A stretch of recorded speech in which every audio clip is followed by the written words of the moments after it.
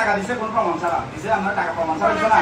এখন টাকাটা নেওয়ার জন্য আপনার কাছে একটা প্রমাণ রাখার সমস্যা আছে? হ্যাঁ, আমরা ভাই এরকম 80 লাখ টাকা দিছি, 80টা চেক দিছি ভাই। কোটা সংস্কার আন্দোলনের পরিচিত মুখ এখন বিতর্কের কেন্দ্রে। চট্টগ্রামের বৈষম্য বিরোধী ছাত্র আন্দোলনের অন্যতম সমন্বয়ক তানিয়ার বিরুদ্ধে উঠেছে চাঁদাবাজি এবং ৮০ লক্ষ টাকা আত্মসাতের গুরুতর অভিযোগ। আপনারা টাকা দিছে কোন প্রমাণ ছাড়া দিছে, আমরা টাকা প্রমাণ ছাড়া দিছে না। এখন টাকাটা নেওয়ার জন্য আপনার কাছে একটা প্রমাণ রাখার সমস্যা আছে? হ্যাঁ, আমরা ভাই এরকম 80 লাখ টাকা দিছি, 80টা চেক দিছি ভাই। সম্প্রতি ভাইরাল হওয়া এই ভিডিও থেকেই বিতর্কের সূত্রপাত। চট্টগ্রামের এক ক্যাফেতে আর্থিক লেনদেন নিয়ে উত্তপ্ত বাক্য বিনিময়, আর তাতেই ফাঁস হলো এক নতুন কেলেঙ্কারির ইঙ্গিত।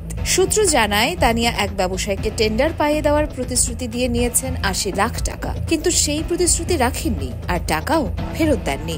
আরও বিস্ময়কর ব্যাপার, আন্দোলনের পর থেকেই তানিয়ার জীবনযাত্রায় এসেছে চোখে পড়ার মতো পরিবর্তন। তার বিলাসবহুল লাইফস্টাইল এখন আন্দোলনের স্বচ্ছতা নিয়েই প্রশ্ন তুলছে।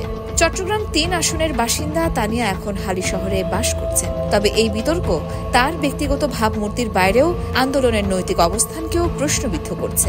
তদন্ত চলছে, সত্য উদ্ঘাটন সময়ের অপেক্ষা। আন্দোলনের আদর্শ কি অর্থের কাছে হার মানছে?